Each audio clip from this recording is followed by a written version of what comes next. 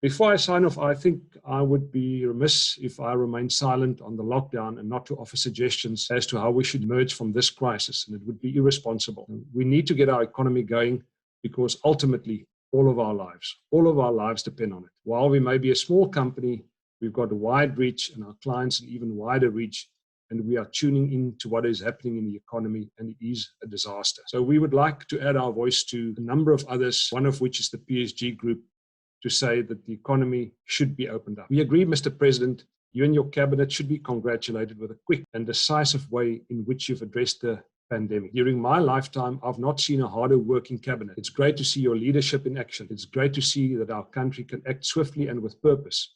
And it's great to see the solidarity in our country. But I'm afraid with that ends the good news. The lockdown is causing severe damage to what is left of a fragile economy, and our well-being, our livelihood depends as to whether we can get the economy to recover. Mr. President, the only way to get the economy to recover is to create sustainable jobs. And surprise, surprise, only entrepreneurs and business people can create jobs. And at the moment, we are harming these very people and they can't make their contribution. And as I'm sure all of you are aware, civil servants are not being laid off. Civil servants, and it's left to be seen whether their salaries will be cut, are in a very cushy position, whereas those that actually fuel the tax income are the ones that have been harmed most. So here with a couple of suggestions.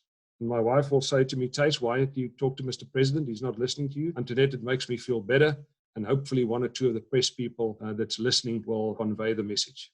But please stop funding loss-making state-owned enterprises. Close them, liquidate them, get rid of them. Fast-track Eskom's unbundling. And then the most difficult one, decrease the government wage bill. I think Mr. Mboweni already had put that as a target, and unless that's being achieved, we are hiding to nothing. Please do away with minimum wage for 5 years, at least. It crowds out job seekers and it makes it very difficult to compete in labor-intensive industries. And for now, please forget about radical economic transformation. It diverts the attention, it hampers progress, and it enriches a small select group which has been enriched many, many times. Remove the bottlenecks in spectrum allocation, also for independent power producers. Make it easier to do business. Let the mining companies produce electricity.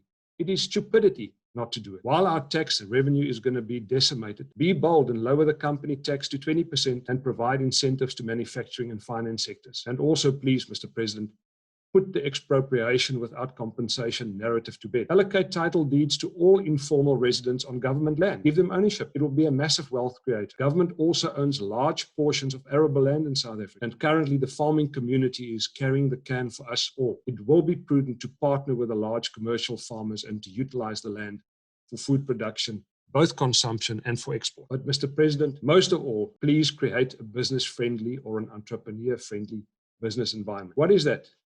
Mr. President, it's a welcoming environment. It is one that understands that taxes generated by small and medium-sized businesses pay the civil service salary bill, Mr. President, including yours. It's a tax-friendly environment. It's a secure environment with effective policing. It's an environment that's corruption-free, or at least with as little as possible corruption. It absolutely boggles the mind that 3-4 years after we've seen the biggest fraud and corruption cases in South Africa, that no one has been brought to justice. No one has done any jail time. It is well known that state capture costs South Africa, which is already a poor country, and I'd like to repeat that, a poor country, R1 trillion. That's twice the amount that you've allocated for relief. The Steinhoff fraud, the biggest commercial fraud in South Africa ever, cost South Africa 300 billion, almost also the size of your relief package.